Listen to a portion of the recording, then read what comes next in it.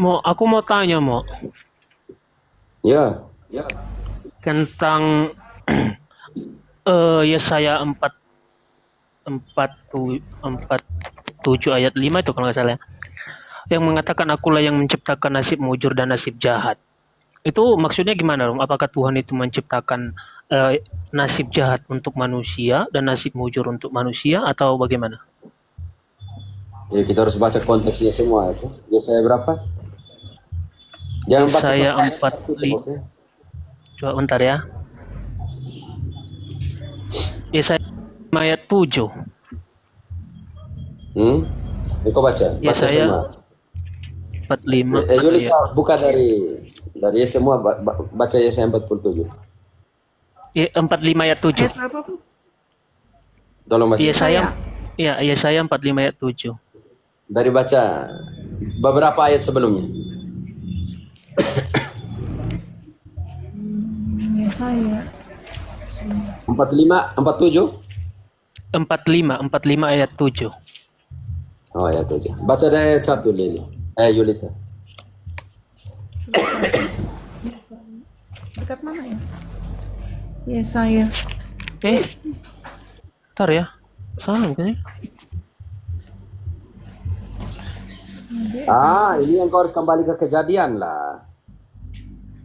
Mana Dan ya? menciptakan langit dan bumi, matahari, gelap untuk malam. Kayaknya salah sih itu, bentar Mak. Iya ya.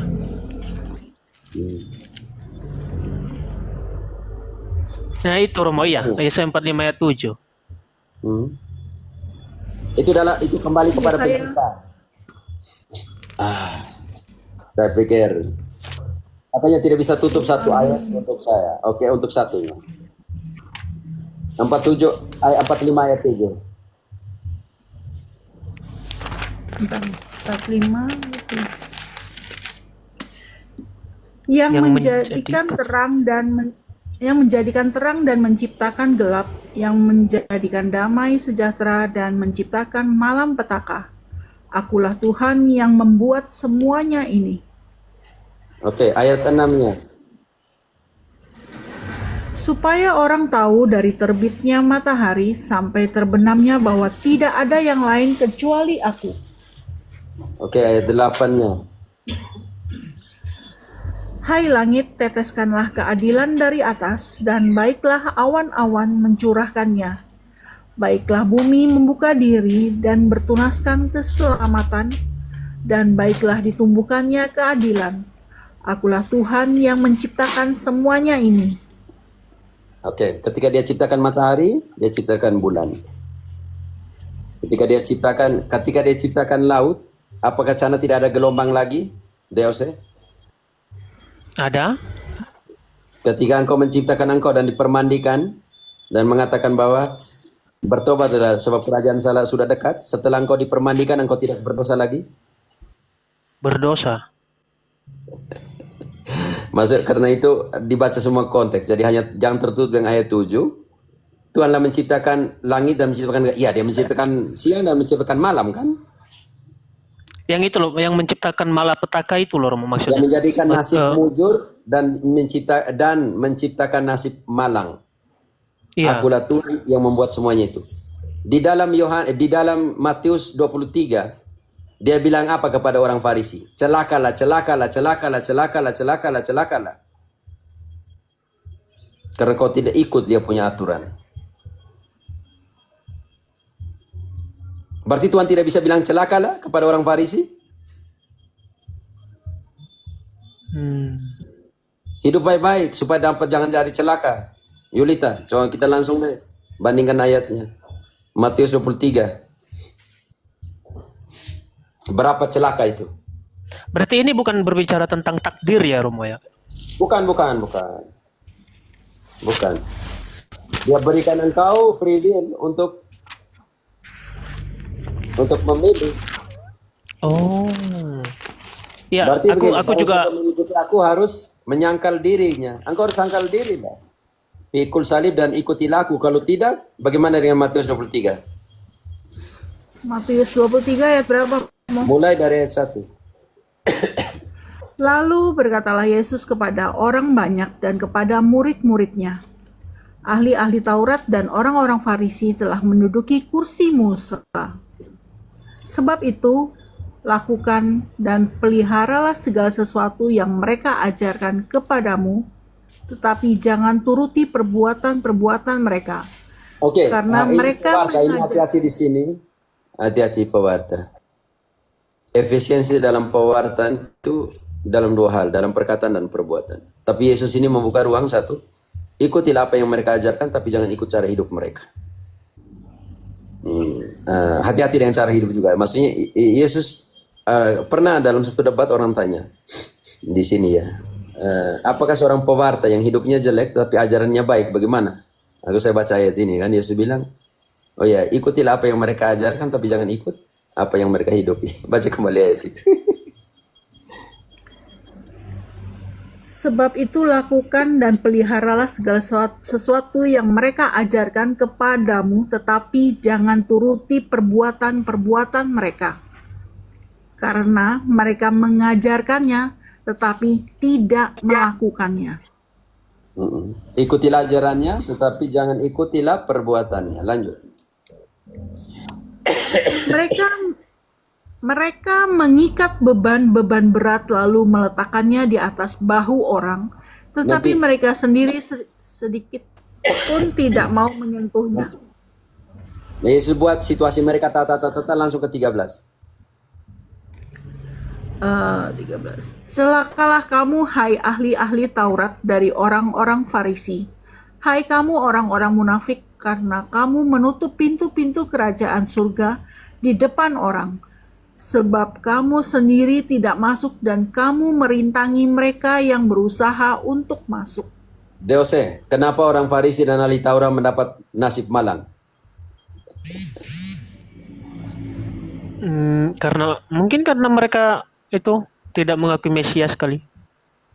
Ya, dalam ayat ini engkau baca itu Matius 23 supaya engkau mengerti kenapa nasib malang diterima oleh orang-orang yang seperti ini. Celakalah. Bagaimana perasaanmu ketika Yesus datang dan mengatakan, Deose, celakalah engkau?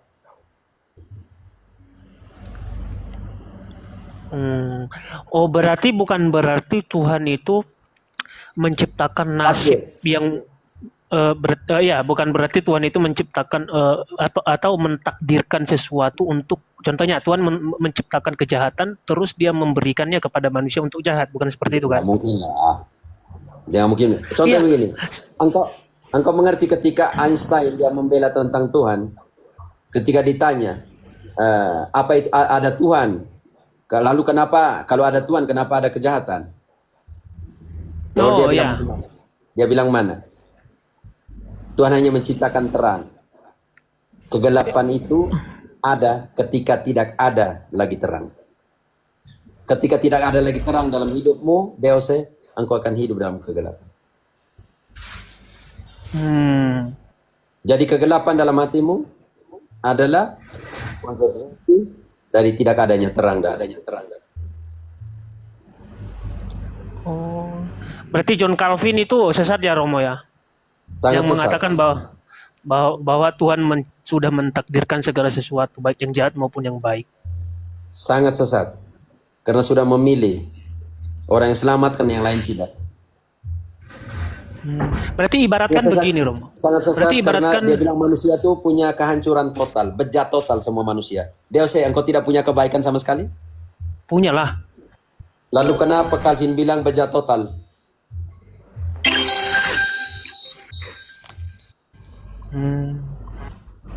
Manusia tidak punya hak untuk memilih. Tidak ada lagi free will. Karena makanya bilang kalau kau mau berdosa terserah kau karena kau sudah dipilih jadi selamat. Bagaimana? Nanti Yesus datang untuk menebus orang berdosa, nanti bagaimana kan? Kalau yang lain sudah dipilih, apa Yesus datang capek-capek dari surga? Kalau yang lain sudah dipilih untuk selamat, yang lain tidak. Mungkin ada penyaliban kedua kali, Romo. Itu bahaya. Makanya Ibrani 10 ayat 26. Jika kamu sengaja berbuat dosa walaupun sudah menerima kebenaran, tidak ada lagi kurban penghapus dosa berikut. Yesus tidak datang bodoh-bodoh lagi untuk dibunuh dan disalib untuk kita berikut-berikut terus-terus. Berarti bagi Calvin, karena mereka sudah dipilih, berarti Yesus datang 1000 kali Yesus bisa datang dan mati untuk mereka lagi.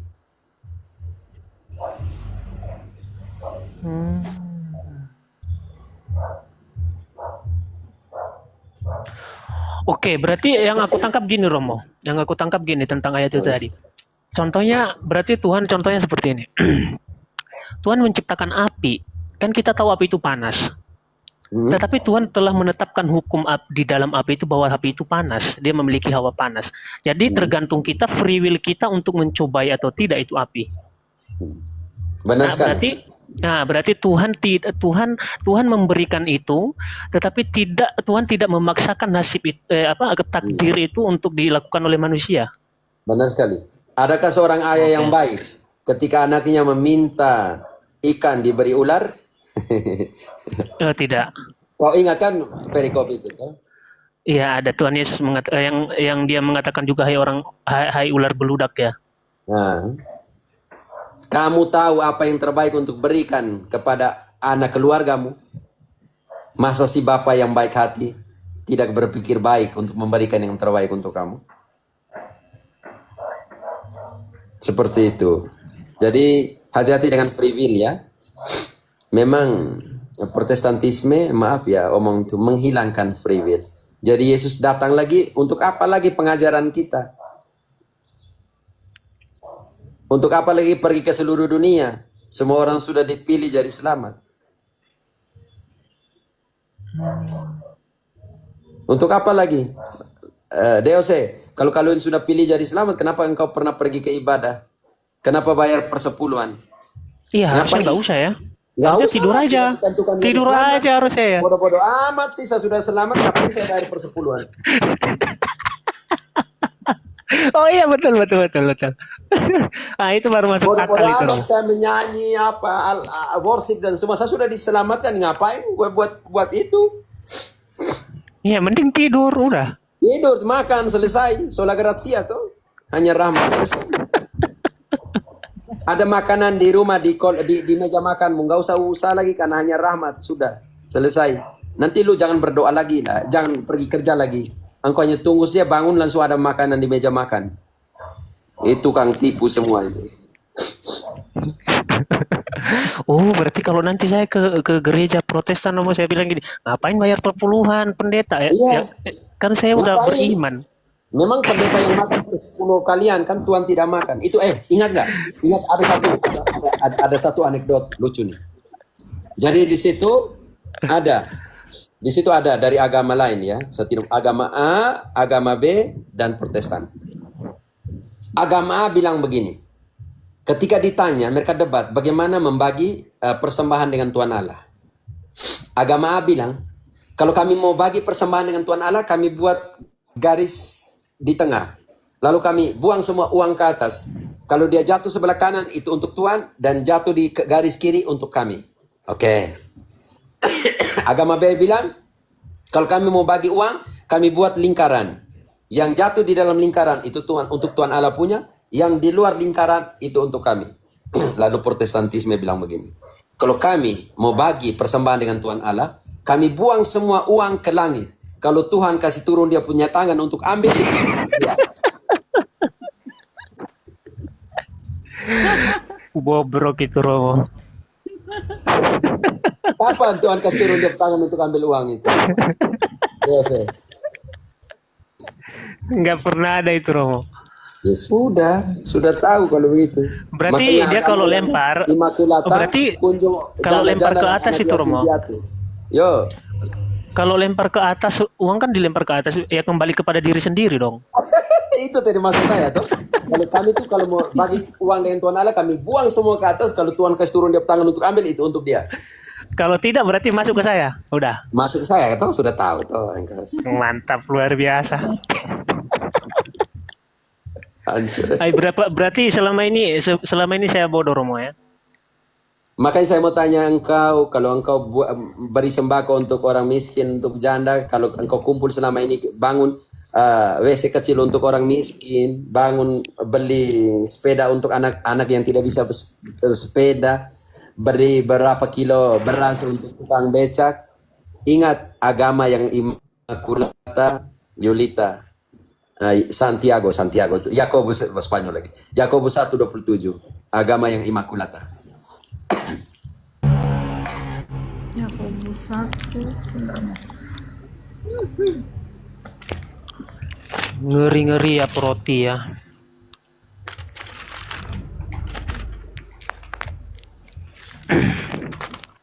Yakobus 1:27. Bentar. Yakobus 1:27. Ibadah yang murni dan tidak bercacat di Nanti hadapan kata Allah ibadah dengan Bapa. agama. Agama yang murni dan tidak bercacat di hadapan Allah Bapa kita ialah mengunjungi yatim piatu dan janda-janda dalam kesusahan mereka dan menjaga supaya diri sendiri tidak dicemarkan oleh dunia. Jangan lupa orang kecil ya. Jose. Romo. Bukankah kita sudah selamat gereja yang didirikan Kristus sendiri? Saya tidak mengerti pertanyaan. Oh iya Romo, apakah Katolik itu agama? Apakah kekristenan itu agama atau ajaran? Dua-duanya. Oh, soalnya kan banyak yang bilang bahwasanya kita orang Kristen itu tidak ada Denominasi agama. bukan agama ya. Denominasi bukan agama. Oh, Protestantisme bukan agama. Itu gerakan.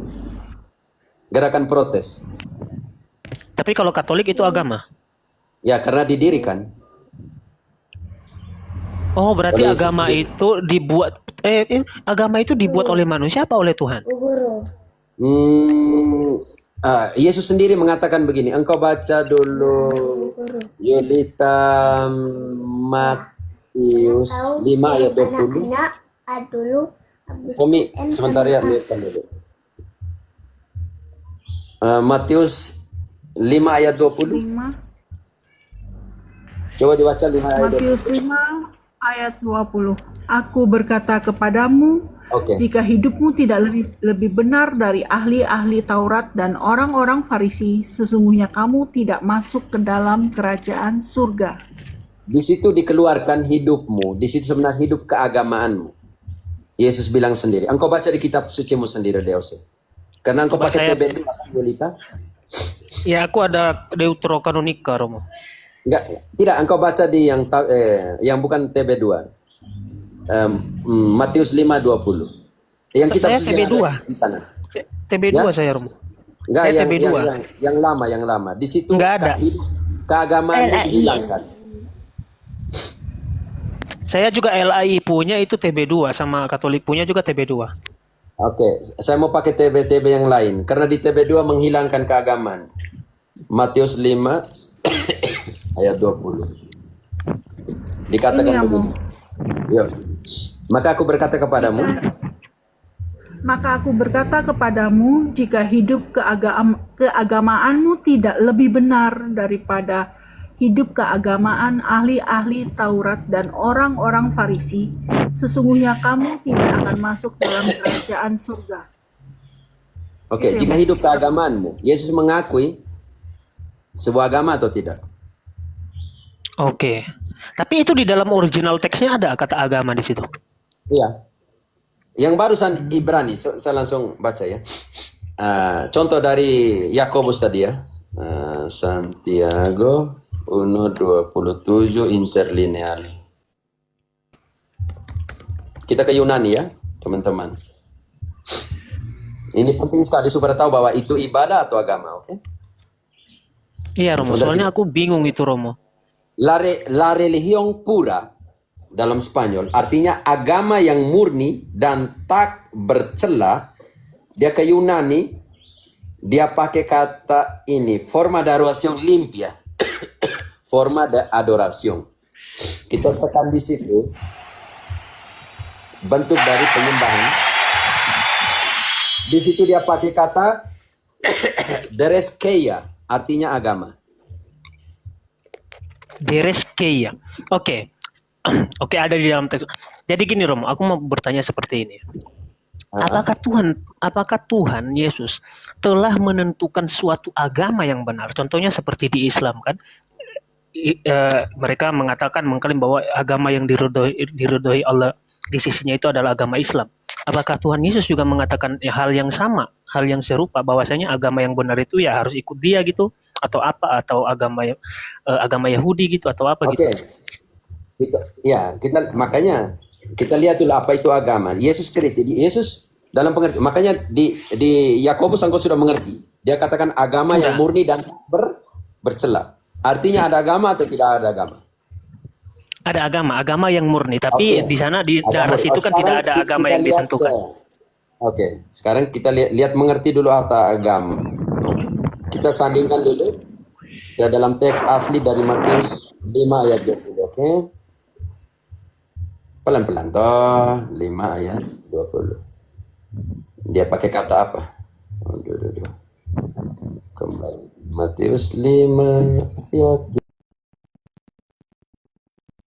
20. Dia pakai kata yang sama atau tidak? Estoy diciendo porque si algunos extractan usted rectitud, escribas. Gimana tadi? Porque se diga vuestros días se fueron mayor, es en alguna vez no es. Estoy diciendo porque usted que si alguna vez no de ustedes la rectitud más de los escribas, las rectitud. Dia pakai las rectitud. Maaf ya Romo, aku tanya kritis ya. Soalnya aku tidak mau punya iman yang kaleng-kaleng. Aku pengen benar-benar mantap. Kenapa? Makanya saya di dalam Matius sangat jelas tadi, jika kehidupan keagamaanmu tidak lebih baik dari kehidupan keagamaan orang Farisi dan ahli Taurat, engkau tidak mempunyai kehidupan kekal. Dalam pernyataan ini, untuk hal itu, engkau harus mengerti apa itu agama, apa itu religium. Oke? Ini penting sekali. Engkau sudah mengerti apa itu religium? Iya, agama. Kan agama itu kan berasal dari bahasa Sanskerta. Yaitu tidak, dan gama itu artinya tidak kacau. Kacau. Berarti tidak kacau artinya. Oke. Agama dari kata dereskeia, yang di dalam artinya religion itu, artinya forma, bentuk dari adorasimu kepada Allah. Oke? Oke. Dan pertanyaan selanjutnya, dan adorasimu kepada Allah itu harus diberikan di mana? Efesus 3 ayat 21. Yulita. Adorasimu yang sesungguhnya itu harus diberikan kemana? Jadi religion adalah forma, bentuk dari adorasi itu. Dan adorasi yang sesungguhnya itu, kemuliaan yang sesungguhnya itu, adorasi yang sesungguhnya itu harus diberikan di mana? Menurut kitab suci. Oke. Tolong. Efesus. Dia obat sendiri. Oke, entar. Di mana? Yulita. Yulita tidak. Efesus 3:21. Baca, tolong baca. Yulita tidak ada di sini.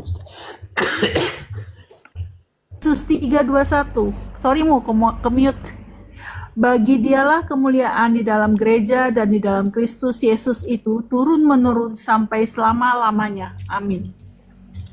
Ingat bahwa adorasi, kemuliaan kepada Allah itu diberikan di dalam apa? Yose? Kepada Kristus. Di dalam doksa, gloria, kemuliaan, adorasi kan kemuliaan yang paling tinggi, majestat. Coba, aku baca ulang ya Romo ya. Aku baca ulang ya. Baca pelan-pelan, oke? Bagi dialah, dia di sini kan Kristus ya. Allah, Bagi, tidak Allah. Allah. Oh Allah. Engkau baca Ba- dari ayat 20 supaya bisa mengerti. Oke. Bagi dia yang dapat melakukan jauh lebih banyak daripada yang kita doakan atau pikirkan, seperti yang ternyata dari kuasa yang bekerja di dalam kita, bagi dialah kemuliaan di dalam jemaat, di dalam gereja, dan di dalam Kristus Yesus turun-temurun sampai selama-lamanya. Amin. Amin. Berarti kemuliaan kepada Allah, adorasi kita yang tertinggi harus diberikan di dalam apa? Di dalam Kristus. Sebelum Kristus. Di dalam dia kah? Bukan, engkau baca barusan ayat Oh, di yang dalam engkau baca. gereja. Oh, di dalam gereja. Bagi Ya, dialah kemuliaan. bagi Adorasi dialah kita yang kemuliaan tertinggi. di dalam jemaat apa gereja nih, Romo?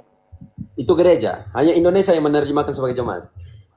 Bagi Oh. dialah kemuliaan di dalam gereja dan dalam Yesus Kristus. Tidak bisa memisahkan karena Kristus adalah kepala dan gereja adalah tubuh. Sekarang, kalau begitu agama yang murni, adorasi kita yang murni, penyembahan kita yang murni harus diberikan di dalam apa? Di dalam gereja.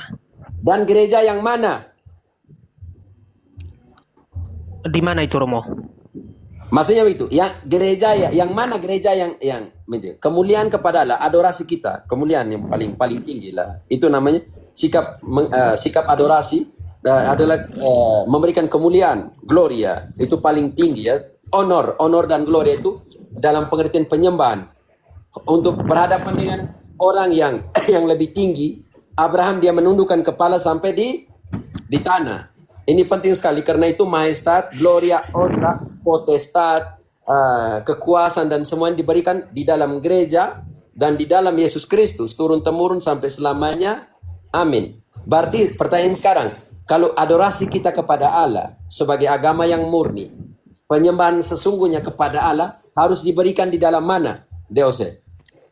Di dalam gereja. Dan Yesus Kristus tidak bisa dipisahkan di dalam gereja. Kalau itu pertanyaanmu, gereja yang mana? Nah, betul. Soalnya kan di dalam ayat ini tidak disebut gereja Katolik. Makanya gereja yang dia dirikan, Matius 16:18. Oh, berdasarkan Rasul Petrus, aku paham. Lalu gereja yang benar adalah gereja yang didirikan di atas dasar para rasul, Efesus 2 ayat 20.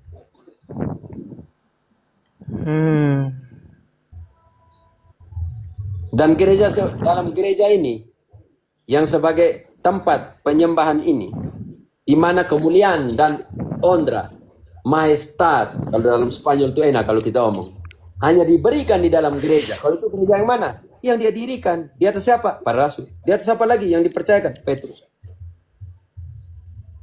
Apakah gereja di situ bermakna hanya didirikan atas dasar Rasul Petrus atau seluruh rasul? Itu beda konsep lagi. Di dalam rumah Daud yang baru itu harus ada yang menjadi kepala. Jadi berbicara tentang hierarki kepemimpinan. Oke, aku paham. Didirikan di atas dasar para rasul, tetapi ada satu rasul yang menjadi gembala. Yang menjadi gembala para rasul yang lain, menjadi ketua dari para rasul. Makanya dia harus gantikan namanya Simon jadi Petrus dulu. Seperti Abraham jadi Abraham. Aku mau tanya lebih dalam lagi, Rom. Apakah ke-12 para rasul mendirikan gereja yang sama, yaitu Katolik? Mereka tidak mendirikan gereja yang sama. Mereka berada di dalam gereja yang sama. Di dalam iman yang sama. Didirikan di atas dasar para rasul. Jadi rasul itu adalah dasar, base, batu. Di mana gereja itu didirikan. Bukan rasul-rasul pergi mendirikan gereja masing-masing. Kalau gereja ortodok itu, apakah itu yang termasuk didirikan para rasul? Soalnya kan mereka apostolik juga. Iya, tetapi tunjukkan satu ayat di mana Andres mendirikan ortodoks. Lalu yang didirikan di mana dalam kitab suci Rasul Andres mendirikan ortodoks. Sedangkan ortodoks memisahkan diri tahun 1054 dan Andres sudah mati tahun berapa? Oh. Itu persoalan lain. Persoalan keluar dari gereja Katolik Dan engkau harus bongkar kembali Konsili Florencia, Roma, Italia, di mana semua patriarkat gereja timur sudah memutuskan untuk kembali ke Roma. Hanya Yunani waktu itu turun ke jalan-jalan dan protes. Mereka bilang begini, kami lebih memilih soberannya Turki daripada tiaranya Paus. Dan ketika Tapi Ottoman masuk Turki, seluruh proses kembali Ortodoks kembali ke Roma, kembali ke satu gereja Katolik, selesailah sudah proses itu. Tidak dilanjutkan karena Ottoman masuk Turki dan semua Eropa Timur itu, dan pada saat itu juga yang dari Yunani protes. Mereka bilang kami lebih memilih sorban Turki daripada tiaranya Paus. itu sejak pemerintahan Ottoman ya. Ya, Ortodoks Timur. Padahal tidak. Engkau harus bongkar Konsili Florencia, Italia, Oke. di mana Oke. gereja Katolik berusaha menyatukan kembali, dan sudah ada patriarkat untuk mau kembali kepada satukan gereja kembali. Hanya Yunani protes waktu itu, dan ketika itu Ottoman masuk Turki dan wilayah Eropa Timur, maka selesailah sudah. Tapi oke, aku paham Rom. Tapi gini Rom, sebelum kita jauh ke situ, aku pengen yang lebih dekat-dekat aja. Jadi gini, aku pernah ditanyakan seperti ini. Di mana ayat Alkitab yang menyatakan bahwa Yesus mendirikan gereja di atas Rasul Petrus, yaitu yang bernama Katolik? Aku pernah ditanya seperti itu sama orang Protestan. Oke, semua Protestan didirikan oleh manusia dan mereka memberikan nama mereka masing-masing. Semua gereja Betul. yang didirikan oleh manusia punya nama. Tetapi kalau engkau mau baca Yunani Koine di dalam Kisah 9:31, itu ada gereja Katolik. Nama gereja Katolik ada di situ. Ecclesia Katolik. Ecclesia Catholicus. Engkau nanti baca di situ sendiri. Aku udah Jadi baca itu Rom. universalitasnya ada di situ. Baca semua. Jadi Yesus memberi nama universal kepada gereja yang dia dirikan. Pergilah ke seluruh. Aku pengen tanya ini Romo lagi. Sejarah tentang Rasul Petrus yang katanya kan ke Roma. Rasul Petrus itu kan berkhotbah ke Roma toh. Dan Sampai dia di Roma. juga mati di Roma. Dan dia juga matinya di Roma kan.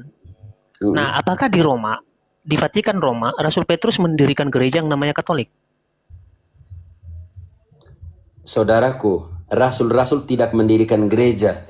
Yesus yang mendirikan gereja di atas para rasul. Oke, Yesus mendirikan gereja atas para rasul. Karena itu di dalam Efesus, engkau baca Efesus 2 ayat 20. Yang didirikan di atas dasar para rasul. Efesus 2. Maaf Engkau ya Romo baca ya, sendiri. aku Jangan bilang tanya para rasul lebih itu. mendirikan denominasi, oke? Oke. Efesus 2 ayat 20. Ayat 20. Oke. Yang dibangun di atas dasar para rasul dan para nabi dengan Di mana Kristus dibilang Yesus. sudah. Di mana dibilang para rasul mendirikan gereja denominasi masing-masing. Di situ ayat sangat Tidak. jelas, yang didirikan di atas dasar para Rasul. didirikan Berarti di atas dasar didirikan di atas dasar para rasul, berarti dalam arti kata apostolik. Harus ada suksesi apostolik. Makanya pertanyaan saya, di mana Yesus mendirikan Ortodoks? Tapi kan mereka apostolik berdasarkan para rasul. Di mana Andres mendirikan gereja yang berbeda dengan gereja yang Petrus dan rasul yang lain?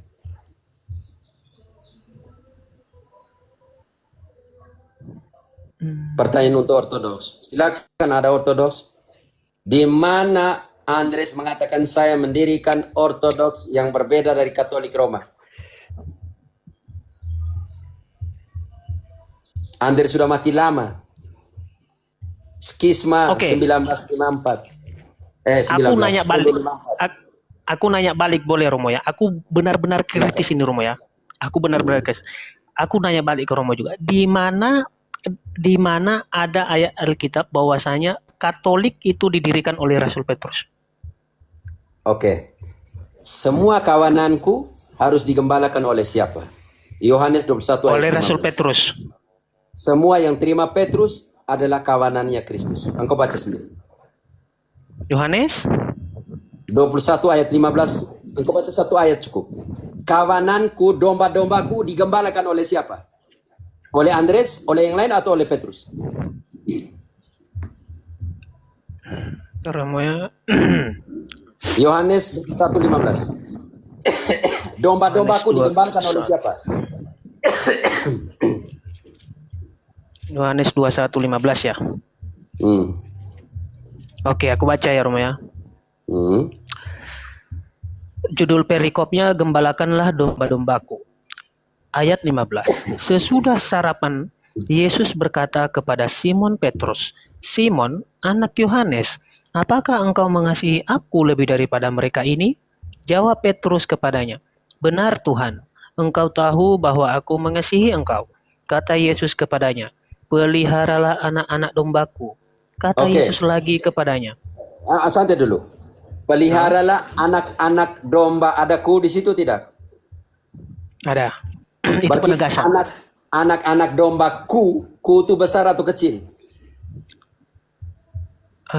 Besar. Besar. Artinya Yesus punya anak-anak domba. Bisa mengerti? Betul. Dan Yesus Betul. punya anak-anak domba harus digembalakan oleh siapa? Harus dipelihara oleh siapa? Oleh Rasul Petrus. Oh, di mana bilang Andres di situ? Lanjut dulu ayat 16. Kata Yesus lagi kepadanya untuk kedua kalinya, "Simon, anak Yohanes, apakah engkau mengasihi aku?" Jawab Petrus kepadanya, "Benar Tuhan, engkau tahu bahwa aku mengasihi engkau." Kata Yesus kepadanya, "Gembalakanlah domba-dombaku." Ayat 17. Oke, Kata tahan dulu, Yesus. 16. Oke, Gembalakanlah domba-dombaku. Ada kataku di situ tidak? ada Domba-dombaku ini harus digembalakan oleh siapa? Rasul Petrus. Mana bilang Andres dan Rasul yang lain di situ? Gak ada. Oke, ayat 17. Penegasan atau tidak penegasan? Ayat 17. Kata Yesus kepadanya untuk ketiga kalinya, "Simon anak Yohanes, apakah engkau mengasihi aku?" Petrus pun merasa sedih karena Yesus berkata untuk ketiga kalinya, "Apakah engkau mengasihi aku?" Dan ia berkata kepadanya, "Tuhan, engkau tahu segala sesuatu. Engkau tahu bahwa aku mengasihi engkau." Kata Yesus kepadanya, "Peliharalah domba-dombaku." Oke, domba-dombanya Yesus dipelihara oleh siapa? Oleh Rasul Petrus. Kalau bilang ortodoks datang dan mengatakan ayat bab ini harus dicungkir balikan, dihilangkan, dan ganti jadi Andres di situ. Kita masuk. Dengar. Deose, Ya, bisa mengerti? Domba-dombaku, Paham. kawanan dombaku, anak dombaku, domba-dombaku dipelihara oleh siapa? Digembalakan oleh siapa? oleh Rasul Petrus. Perkara selesai. Ayat sangat jelas mengatakan itu. Mau lagi supaya dia harus menguatkan saudara-saudaranya. Lukas 22 ayat boleh. 31 32. Lukas. 22 ayat 31 32. Oke.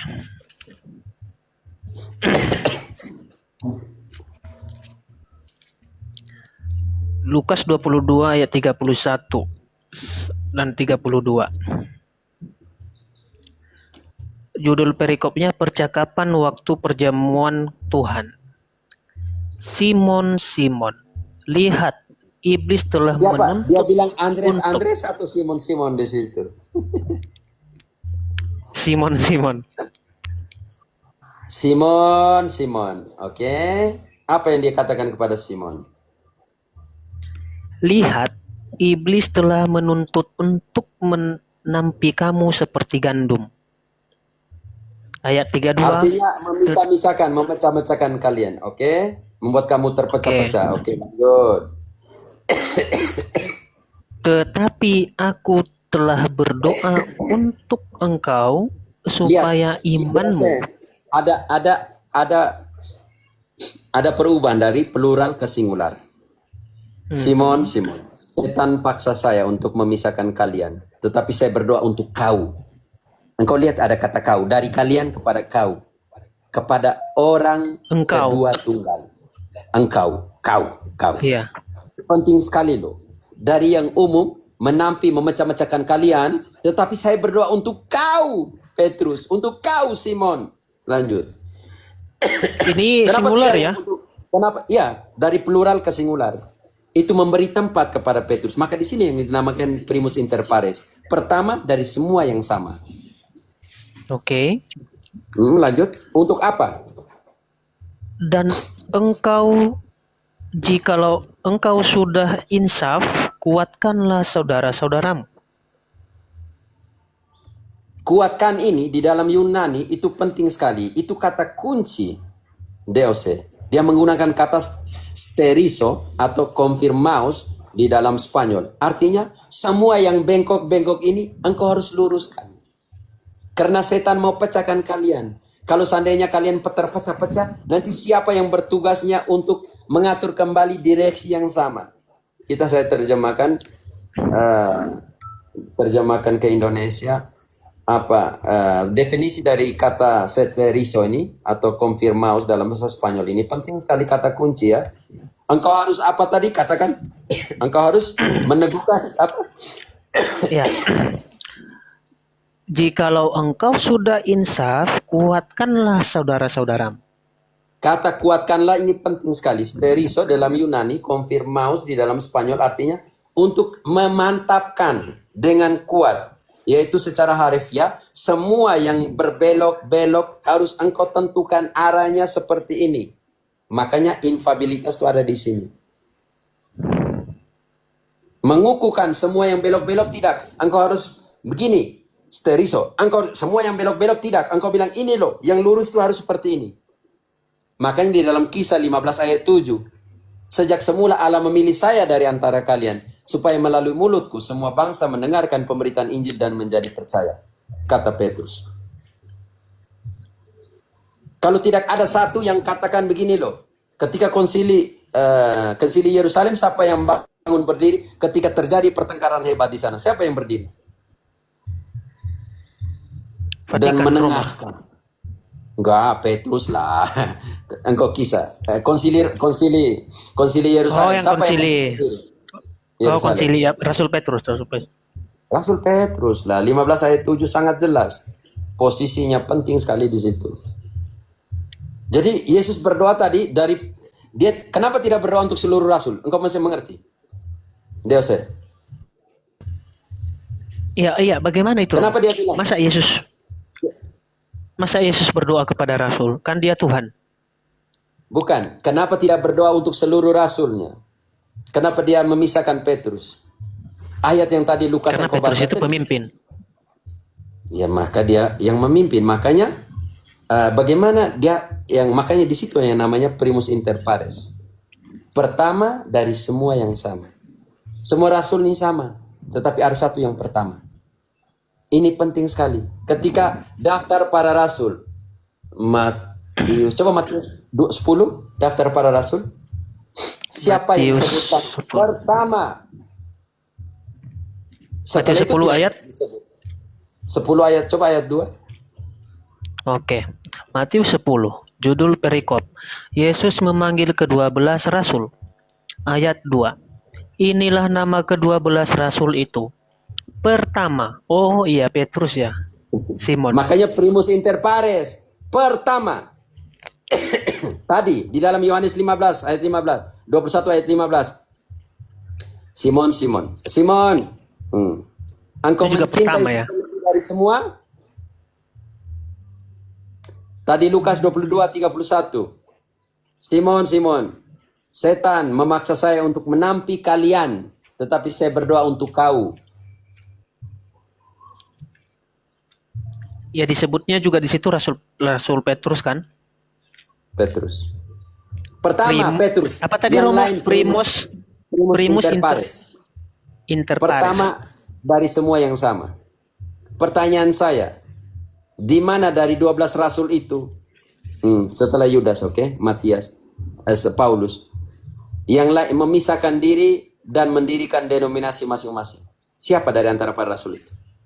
Jangan bilang Andreas. Andreas sudah mati lama. Andreas mati tahun berapa? Sedangkan Ortodoks memisahkan diri tahun 1054.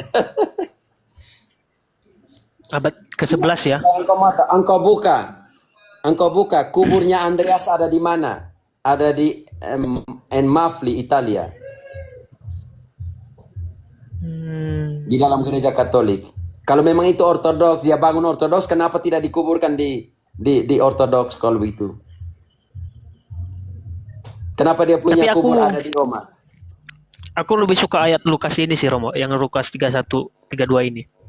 Engkau harus suka Karena semua di ayat. sini udah Namanya jelas. semua ayat itu namanya analogi. Satunya berkaitan dengan satu ayat dibangun oleh keseluruhan kitab suci. Jangan bilang saya lebih suka ini, yang lain jangan. Semua Tapi enggak, ayat maksudnya ayat ini lebih menekankan. Karena dia Memang memakai menampi. Dia kan di situ kan ada narasi tentang iblis menuntut kan. Ya, makanya semua yang mau pecah-pecahkan gereja, engkau harus luruskan. Karena itu kata sterizo. Sterizo itu dalam Yunan. Semua yang bengkok-bengkok, engkau harus luruskan. Karena itu Paus punya hak namanya infabilitas di dalam ajaran iman dan moral. Semua takutnya semua yang bengkok-bengkok itu jalan terus bengkok. Makanya dia harus luruskan. Nah ini baru ngena di hatiku, Romo. Soalnya ini udah berdasarkan otoritas yang mutlak ini. Yesus yang kasih. Makanya tadi pertanyaanmu, kalau itu agama yang didirikan oleh Yesus di mana? Yang didirikan oleh Rasul Petrus. Berarti kalau itu yang mana yang Yesus bilang, semua dombaku harus digembalakan oleh siapa? Oleh Petrus. Iya. Lalu kalau terjadi ada domba-domba yang nakal dan semuanya, apa yang harus terjadi? Ya engkau harus luruskan. Engkau baca itu. Engkau baca 1 Petrus 5. Mulai ayat 1. Surat Petrus tulis untuk seluruh gembala yang lain. Yang gembala ini ada di mana saja. 1 Petrus 5 ya. Mulai ayat 1. Petrus juga presbiter, dia imam. Dan dalam statusnya sebagai primus inter pares, dia menulis ini. 1 Petrus 5 ayat 1. Judul perikopnya, Gembalakanlah kawanan domba Allah. Siapa yang tulis? Siapa yang tulis? Ingat itu. Ini yang Baca. nulis Rasul Petrus ya? Petrus. Karena surat Petrus. Oh, aku menasihatkan para penatua di antara kamu. Siapa yang nasihatkan? Yose. Para penatua. Para Petrus, penatua. Rasul Petrus. Dan dia bilang, saya juga penatua seperti kalian. Presbiter. Dia juga imam ya. Dia imam. Tabisnya waktu malam perjamuan suci itu penting sekali. Oke, lanjut. Oke. Aku sebagai teman, penatua, dan saksi penderitaan Kristus yang juga akan mendapat bagian dalam kemuliaan yang akan dinyatakan. Baca. Lanjut. Lanjut kedua. Lanjut. Gembalakanlah kawanan domba Allah yang ada padamu, jangan dengan paksa, tetapi dengan sukarela sesuai dengan kehendak Allah. Dan jangan karena mau mencari keuntungan, kena diproti, tetapi dengan pengabdian diri. Dan supaya engkau mau tahu, surat itu ditujukan kepada semua gembala ada di mana? Ada di seluruh dunia, ayat 9-nya. Makanya Roma itu sudah ada di seluruh dunia pada saat itu. Ayat 9 ya. Hmm. Lawanlah dia dengan iman yang teguh, sebab kamu tahu bahwa saudara-saudaramu di seluruh dunia menanggung penderitaan yang sama. Artinya surat ini ditujukan kepada para gembala yang ada di mana? Seluruh dunia. Universal kan? Katolik? Artinya Iya, betul. Maknanya. dunia kan? Maknanya. Dan dia tulis dari mana? Ayat 13-nya. Salam kepada kamu sekalian dari mereka yang di Babel, yang sama-sama terpilih, dan dari Markus anakku. Di situ ada penghilangan statusnya Petrus. Tolong baca, jangan dari TB2. Saya tidak senang ayat itu dari TB2. Dari Tapi aku punyanya terjemahan asli, TB2. salam dari saya. dari yang bukan kitab suci yang lain, teman-teman bantu dulu. Atau saya bantu dari sini. Banyak kali ya permasalahan tentang terjemahan Alkitab ini, Romo. Sangat. Terjemahan asli seperti ini. Salam kepada kalian. Salam kepada kamu semua yang seluruh dunia dari kawanmu yang terpilih di Roma. Babylon itu Roma, oke. Dan juga dari Markus anakku. Artinya rujukannya kepada Petrus di ayat 13. Hanya di TB2 menghilangkan yang asli. Kesian dong. Makanya coba engkau ada terjemahan lain. Bantu Yulita, kitab suci lain lah. Bandingkan beberapa kitab suci. Ada Kenapa, teman-teman? Mo? Jangan pakai TB2, oke? 1 Petrus 5 ayat 13. Salam dari kawanmu yang terpilih yang ada di Roma dan dari anakku Markus. Kawanmu yang terpilih, jadi primus inter pares, saya yang terpilih dari kalian semua. Makanya kita sandingnya kapan? Pernyataan Petrus menegaskannya di Kisah 15 ayat 7. Engkau bantu buka itu, tetapi tolong di kitab suci yang lain. Audisi lain, Markus 1 Petrus 5 ayat 13. Jangan TB2.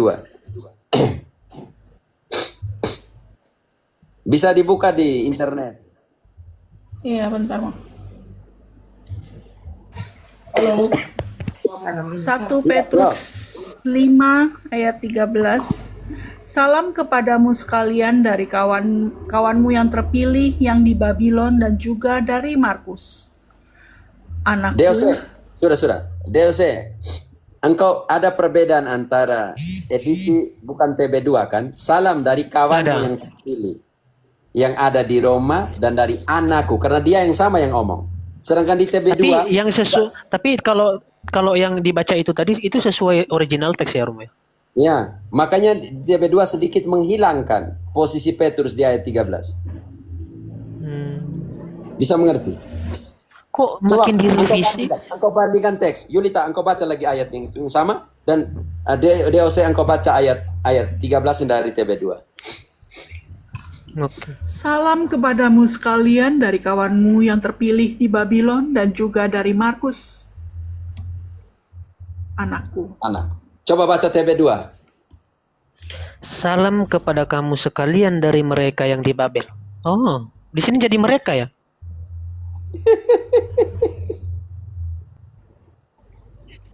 Bisa mengerti saudara? Posisinya Petrus di TB2 hilang di situ. Paus tahu nggak mau kayak gini, Mo?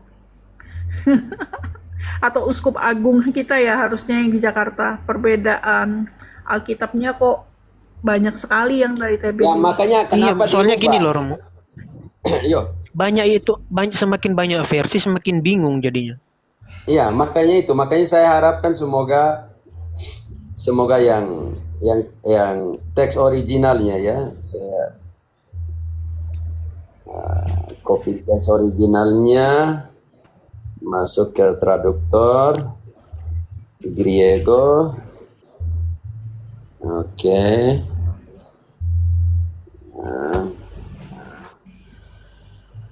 Salam dari yang terpilih di Babel, kawanmu yang terpilih di Babel, dan dari putraku Markus menyampaikan salam kepadamu.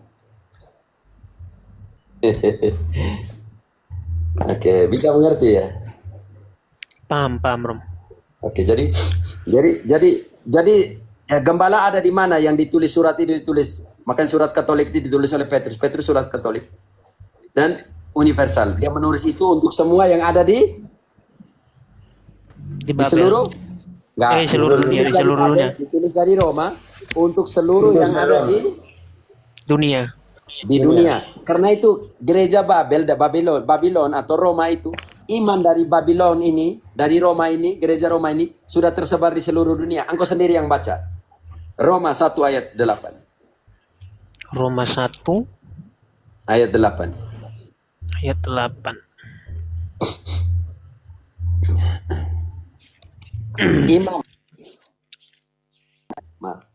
Iman dari gereja ini tersebar di mana?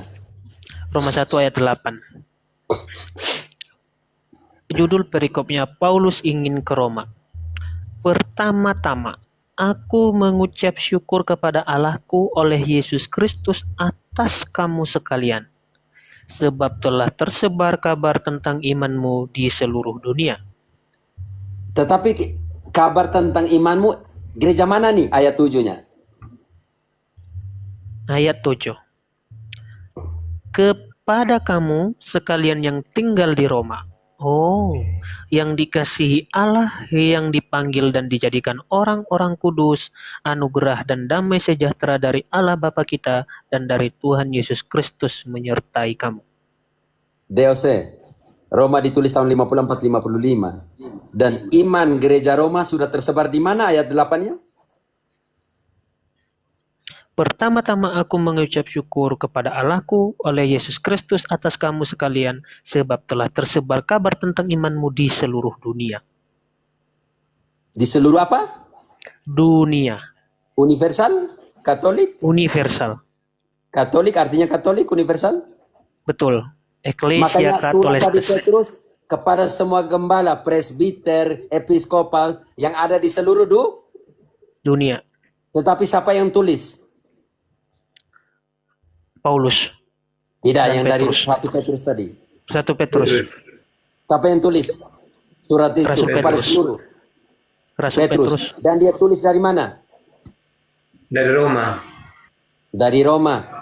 Dan Paulus bilang, iman gereja Roma sudah tersebar di mana? Di seluruh dunia. Sekarang seluruh gereja Kristus menyalami Roma. Bab 16 ayat 16. Masih di surat Roma. Roma. Bab 16 ayat 16. Hanya satu-satunya surat Roma yang mengatakan itu. Yang Korintus yang apa tidak mengatakan di seluruh dunia. Hanya satu, seiman Roma sudah tersebar di seluruh dunia. Dan seluruh gereja Kristus menyalami Roma. 16. Bab 16. Judul perikopnya salam. Bersalam-salamlah kamu dengan ciuman kudus. Salam kepada kamu dari semua gereja Kristus. Seluruh gereja Kristus menyalami Roma? Betul. Pertanyaan saya, karismatik Pentekostas gereja Kristus mereka bilang Kristus punya? Ya klaimnya sih Kristus punya. Kenapa tidak salami Roma seperti Paulus? Nggak tahu aku itu Roma. Adventista mengatakan gereja Kristus punya? Mormon bilang mereka Kristus punya gereja? Di situ, di sana dikatakan seluruh gereja Kristus menyalami Roma. Titik. Berarti kalau tidak menyalami Roma, bukan gerejanya Kristus. Mau tahu? Iblis akan ditaruh di bawah kakimu. Ayat 19-nya. Ayat 19. Judul perikop peringatan. Kabar tentang ketaatanmu telah terdengar oleh semua orang. Sebab itu, aku bersuka cita tentang kamu. Namun, aku ingin supaya kamu bijaksana dalam hal yang baik dan bersih Ayat 20. terhadap hal yang jahat. Gereja Roma dan ayat 20. Allah sumber damai sejahtera akan segera menghancurkan iblis di bawah kakimu. Anugerah Yesus Tuhan kita menyertai kamu. Gereja mana? Gereja Roma Dan Katolik. iblis akan diletakkan di mana? di bawah kakimu. Kaki Muni siapa? Gereja toh? Iya, tapi yang surat ini berarti harus mengerti. Kan Paulus tulis ke Roma nih, untuk gereja Roma nih. Bahwa kasih karunia Allah yang akan meletakkan iblis di bawah kakimu. Ini gereja mana? Gereja Roma. Tidak ada lagi surat untuk yang lain. Korintus, Efesus, omong tentang Tuhan akan, kasih karunia Allah akan meletakkan iblis di bawah kakimu. Hanya untuk Roma. Coba satu pendeta bilang, ini loh ada di Efesus juga. Ini loh ada di Korintus juga. Tunjukkan satu ayat. Cukup satu ayat. Maka tergenaplah apa yang dikatakan di dalam Kejadian 3:15. Aku akan menaruh kepalamu akan diinjak. Keturunan-keturunannya akan menginjak kepalamu, iblis. Maka tadi dalam kasih karunia Allah yang meletakkan iblis di bawah kakimu. Roma Nubuatan pertama ya Romo ya. tahun 54, 55. Dan kepenuhan Aduh. dari Kejadian 3:15. Karena analoginya ke sana. Secara nyata bahwa Petrus menulis suratnya itu dari Roma untuk seluruh gembala. Gembalakanlah kawanan yang ada pada kamu. Jangan karena keuntungan. Tadi yang engkau baca sendiri tadi itu. Jangan karena perutmu. Jangan karena keuntungan kamu gembalakan itu. Dia marah besar. Petrus marah besar. Dan ingat kamu harus menderita. Sama seperti saudaramu, gembala-gembala yang lain yang ada di seluruh dunia. Tidak mungkin dia tulis itu untuk gereja Protestan kan? Jose? Pada Iya, tidak. Protestan belum lahir kah? Itu abad 16 itu Romo. Nah, Rasul Luther namanya. oh ya lah sudah dengan protesnya 90. Selamat malam Romo, bisa gabung kok? Ya bisa, silakan. Romo, saya dari Flores Romo. Dari Flores mana? Istri saya berjawa, saya mau mere. Berjawa. Berjawa Tanah Lodu. Kau orang Mateloko. Bapak Bosiko, Bapak mertua. Tidak, engkau dari mana? Saya mau mere. Mau mere mana? Mau mere Pak ya, mau mere au mamau atau flue. Berarti engkau orang Palue. Bapak orang? Bapak orang rote. Berarti engkau tidak mau bahasa mau mere. Engkau mau bahasa Palue. Nawang. Raintan tutur saransika. Ya, Raintan. Atau sih kami. Bisa, Raintan. Oh, au lahirnya mau mere kan ya? Iya Bapak. Oh, kan ya. Palue.